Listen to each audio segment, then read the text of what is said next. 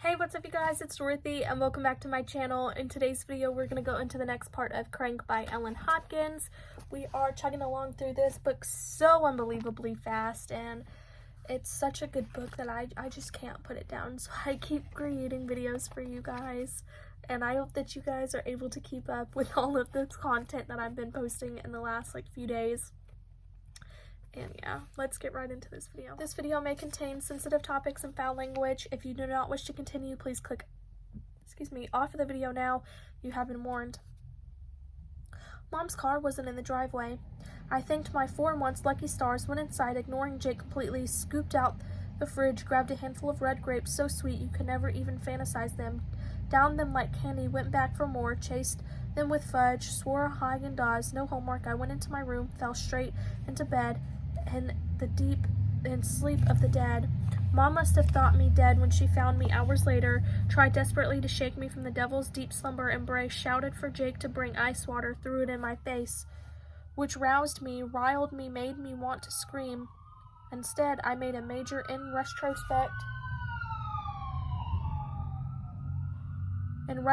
not the best decision. I creaked to sitting, thought twice, but when she insisted I drag my rubbery bones to the dinner table, I looked her in the eye, and for the first time in my life, I told my mother, "Fuck you." Major mistake. Her eyes popped wide, her jaw dropped like concrete. She reached out and shook me. "What did you say?" Even caught up in the confusion, I knew better than to repeat myself. I shook my head. "Tell me again." Okay, she was testing me. I flunked completely. I said, "Fucked you." "Fuck you." "That's what I thought you said." Mom turned for first. She slapped me so hard my teeth rattled and snot flew. "Don't you ever say that to me again." I dissolved into exhausted tears, wondering why I'd done it. Mom broke down too. "Christina, what's going on with you?" I couldn't tell her the truth. What kind of lie might do? I started with a genuine, "I'm sorry." "Oh God, I'm sorry too." She sat down beside me on the bed, put her arms around me, hugged tight. "You're not in any trouble, are you?" "Trouble? All sorts of trouble." "Oh yes, but not the kind she was worried about." "No, Mom." "These new friends, are they okay?" Why couldn't she just say what she meant to ask if they led me down the path to hell? You've got so much promise. Then again, if she did, would I own up, confess that I had taken the lead on the privileged journey? Please don't throw it all away. My mind churned love. Mom loved me. Adam loved me. I suspected Chase might love me. I love you, Christina, Georgia. I was pretty sure Brennan only loved the big V. Who loved me more? Who loved me most? Now please come down to dinner. I did. I sat at the table, brain blank, head spinning, something that sounded suspiciously liquidly whooshing between my ears, trying to not look like a space cadet. I felt like struggling to form coherent sentences around megabytes of chicken and cornbread, waiting for the axe to clobber me.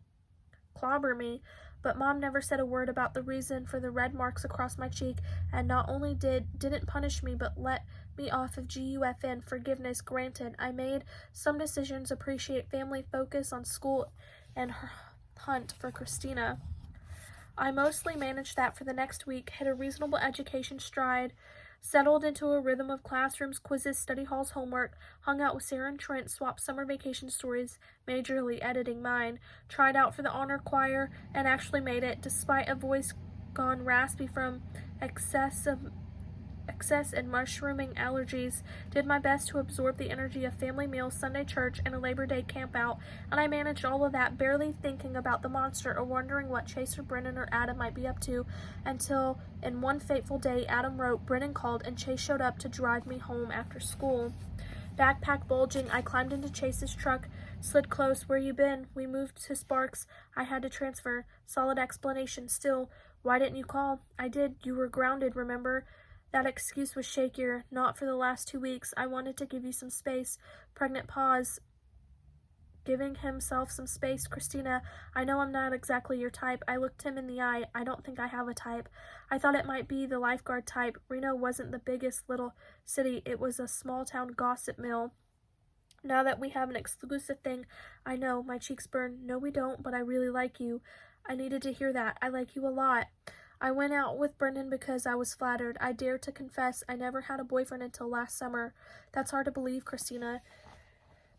Taking that totally wrong, I huffed. Why? Because I'm such a slut? No, because you're so beautiful. Tell me about last summer. By the time I finished, I still loved Adam, but I was falling for Chase. So why was I so hot to return the phone message waiting for me to come home? Brendan, give me a call. I want to see you again. This time I'll bring the refreshments. Refreshments? I perched on my pedestal for a whole week. How fast could I make it down? I'm going to leave off right there.